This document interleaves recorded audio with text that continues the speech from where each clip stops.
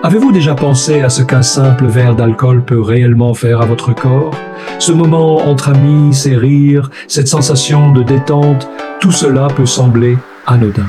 Mais derrière cette impression de légèreté, votre organisme, lui, subit des dommages profonds, souvent invisibles mais bien réels.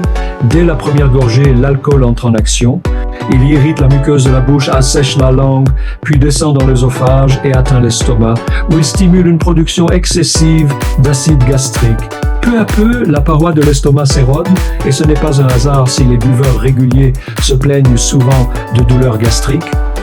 Ensuite, l'alcool poursuit son chemin vers l'intestin grêle. Là, les toxines sont absorbées dans le sang, puis diffusées dans tout le corps. La circulation s'accélère, les vaisseaux se dilatent, le cœur bat plus vite. La température corporelle monte, et lorsque le taux d'alcool dans le sang atteint un certain seuil, le cerveau commence à vaciller. Les signaux nerveux deviennent confus, les réactions ralentissent, les émotions débordent. Vous riez, vous pleurez, vous perdez le contrôle. Et pourtant, vous aimez cette sensation, car à ce moment précis, le cerveau libère de la dopamine, la molécule du plaisir. C'est ainsi que se crée l'addiction. Le cerveau en redemande. Mais à force, certaines zones cérébrales se contractent, la mémoire s'altère et les effets deviennent irréversibles.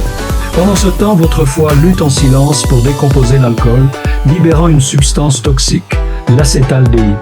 Résultat, maux de tête violents, nausées, yeux rouges, foie saturé. Et ce n'est pas tout. Depuis 2003, l'Organisation mondiale de la santé classe l'alcool comme substance cancérigène de groupe 1 au même niveau que le tabac ou l'amiante. Vous croyez que dormir suffit pour cuvert? Faux. Il faut au moins 24 heures au corps pour éliminer tout l'alcool, mais les dégâts, eux, peuvent être permanents.